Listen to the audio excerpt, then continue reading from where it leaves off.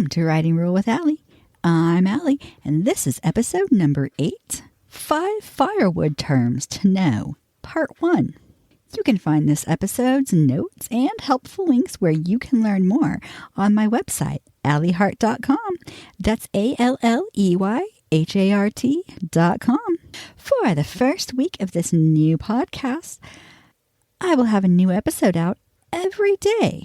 After the first week, there will be a new episode out every Monday. Now on to the show.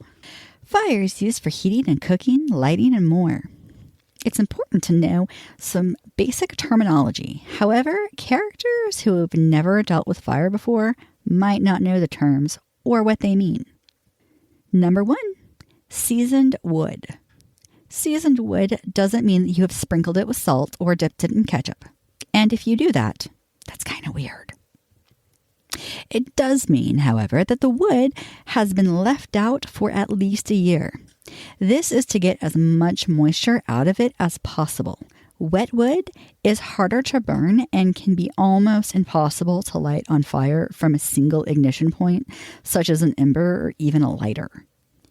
So make sure that your character lets the wood age. Similar to wine, except we're not going to be drinking this one. We're going to light it on fire. Number 2, green wood. Green wood is the opposite of seasoned wood. This is the wood that your character has just cut and still has a lot of moisture in it. Not only is it harder to light on fire, it produces a lot of smoke. It also causes more buildup inside of the chimney than seasoned wood, which can lead to flue fires, also known as a chimney fire.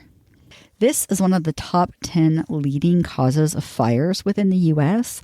I personally have had a home burn down from this. Green wood is harder to maintain a fire with, meaning it can go out much easier than with seasoned wood. Number 3, bank the fire. Bank the fire means keeping the core heat of the fire going, usually overnight while you are sleeping. When this is done in a fireplace or a wood stove, large logs are added and packed tightly with the flue mostly, but not all the way, shut. This burns slower and will give your character a couple extra hours of sleep before the fire dies. This is a big deal when temperatures are below freezing, especially if someone is easily susceptible to the cold, such as a young child or an elderly person. A way to do this with an open fire that is not contained in an enclosed area is to add logs and cover everything with ash. Keep in mind that ash is used to put out flames for a fire, and banking a fire like this will only keep the embers smoldering. If your character is doing this, your character will need to sleep closer to the fire. True story, my grandfather did this once and got a wee bit too close while he was asleep. He woke up with a sleeping bag on fire, which was a little bit warm for his taste. In the morning, your character will move the ash off of the embers and add wood on top to get the fire going again. Number 4, stoke the fire. Yes, this is also an English figure of speech meaning to stir up trouble. Do you know why?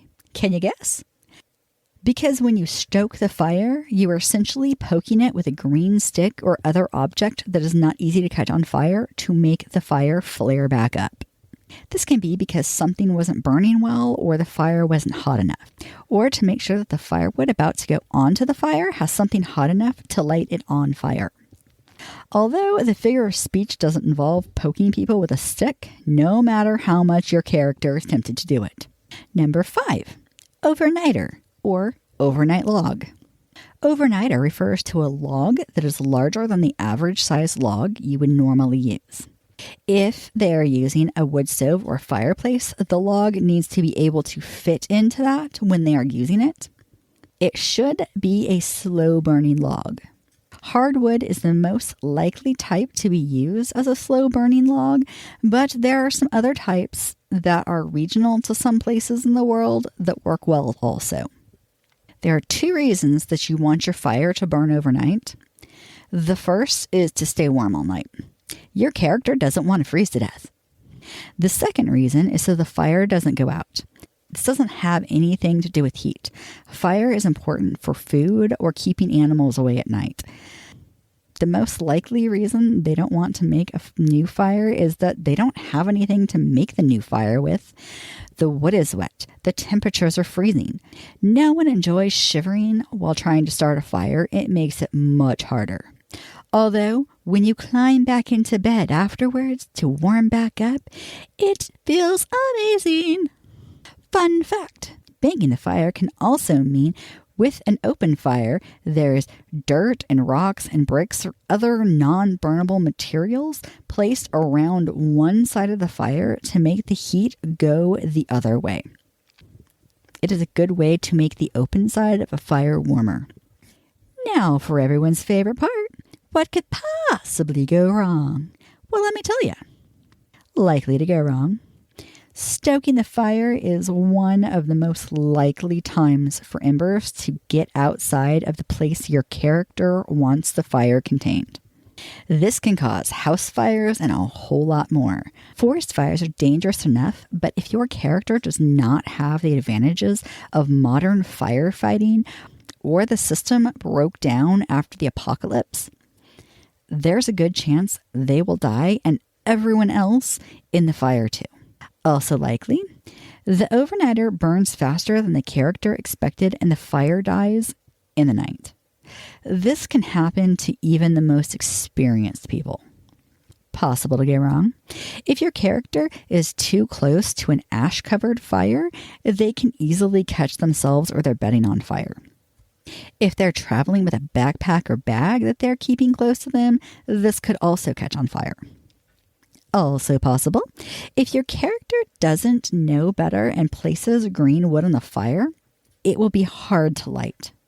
I've seen people add several green pieces and the fire die because it could not catch the green wood on fire.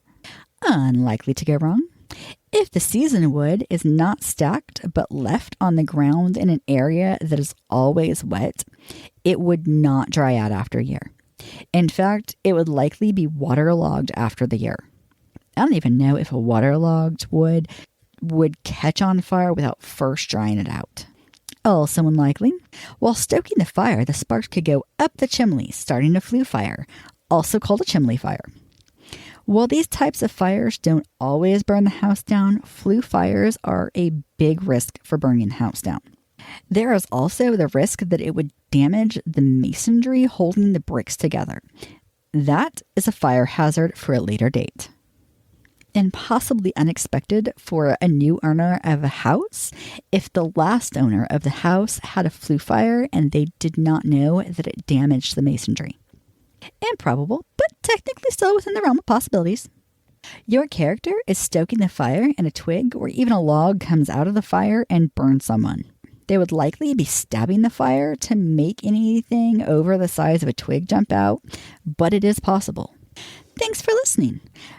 For the show notes, or if you'd like to find some helpful links to learn more about this subject, you can find this on my website, alleyhart.com. That's ALLEYHART.com. Subscribe or follow for more episodes. A new episode comes out every Monday. Until then, happy wordsmithing!